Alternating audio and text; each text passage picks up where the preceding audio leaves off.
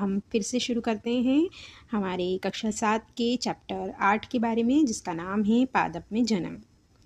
अपने वंश अथवा प्रजाति को बनाए रखने के लिए पादप और जंतुओं के लिए जनन आवश्यक है। कक्षा 6 के अध्याय 6 में हमने पढ़ा था कि सभी जीव अपने समान जीवों का जनन करते हैं। माता पिता से संतति का जन्म जनन कहलाता है। लेकिन पादप कैसे जनन करते हैं? पादपों में जनन विभिन्न विधियों द्वारा होता है, जिनके बारे में हम इस अध्याय में पढ़ेंगे। जनन की विधियाँ क्या होती हैं? विभिन्न भागों के बारे में अगर देखें तो प्रत्येक के कार्यों में अलग अलग विभाग होते हैं। जैसे पादपों में मूल, तना और पत्तियां होती हैं। ये पादप के कायिक अंग कहलाते हैं।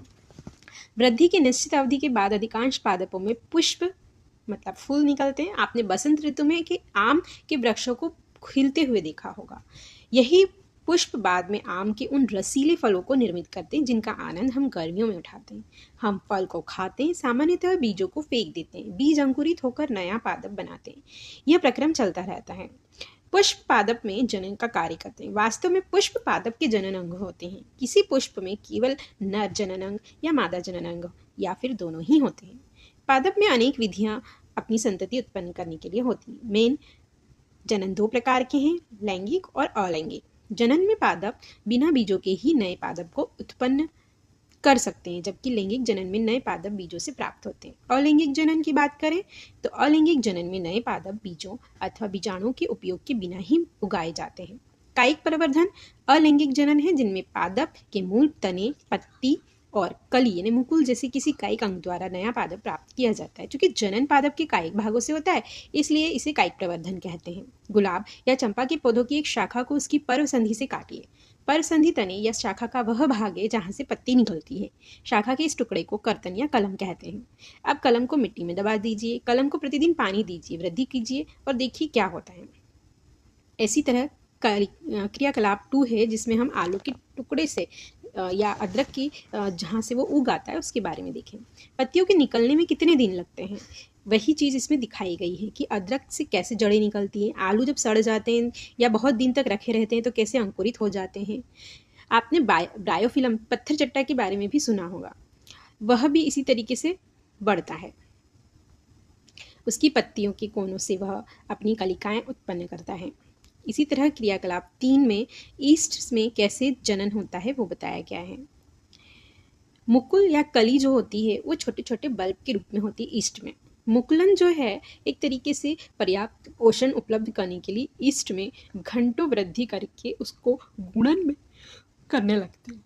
याद रखिए कि ईस्ट एक एकल कोशिका जीव है।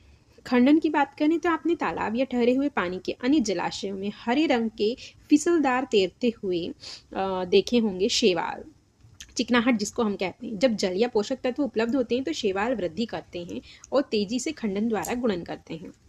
बीजाणु निर्माण की बात करें तो डबल रोटी आपने देखी है, जो वायु में उपस्थित होने पर उसमें फंगस लग जाती है। डबल रोटी पर रुई के जाल में बीजाणुओं को देखें। जो बीजाणु निर्मुक्त हैं वो वायु में तैरते रहते हैं। जहाँ भी उन्हें वातावरण मिलता है वो वहीं जनन करने लगते हैं। लैंगिक जनन की बात करते हैं। पुष्प की संरचना में आप पहले पढ़ चुके हैं कि आप जनन अंग पुष्प पादप में पुंकेसर और स्त्री केसर होते हैं। क्रियाकलाप अगर हम 8.4 देखें तो यहाँ पर हमें सरसों, गुड़हल, पुटेनिया कोई भी पुष्प ले सकते हैं, इसमें हम पुंकेसर और स्त्री केसर देख सकते हैं। जिनमें केवल या तो पुंकेसर हो या केवल स्त्री केसर हो उसे एकलिंगी कहते हैं, और जिनमें दोनों हो उन्हें द्विलिंगी कहते हैं। द्विलिंगी पुष्प वो होते हैं जिनको हम देखें तो मक्का, पपीता, ककड़ी, खीरा ये सब एकलिंगी हैं।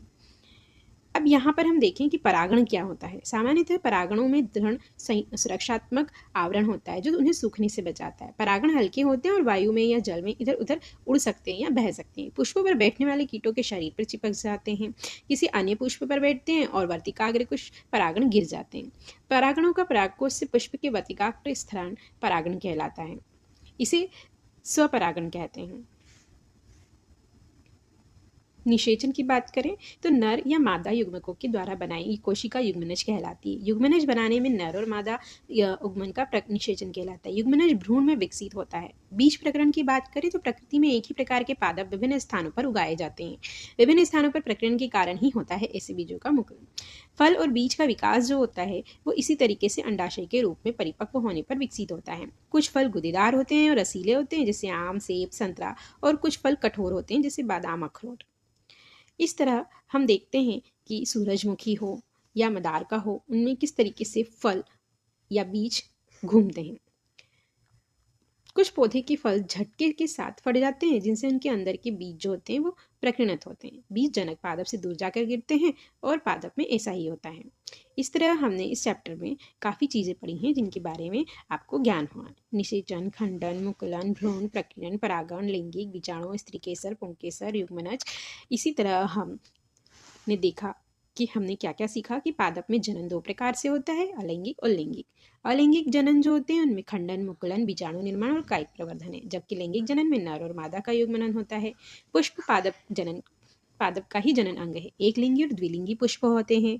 परागण 2 प्रकार के होते हैं, स्वपरागण और परपरागण। परपरागण और बात करें तो परागकोश उसी पुष्प के वर्तिकाग्र पर स्थानांतरण से होता है। परागण पवन, जल और कीटों के द्वारा हो सकता है। नर और मादा युग्मनों के युग्मन निषेचन कहलाता है। निषेचित अन्य युग्मनज कहलाता है। युग्मनज का विकास भ्रूण में होता है। इसी तरह हम अगला चैप्टर लेकर प्रस्तुत होंगे। तब तक के लिए मेरे इस चैनल को लाइक करें और सब्सक्राइब करें। बेल आइकन को दबाना ना भूलें। Tata, bye bye.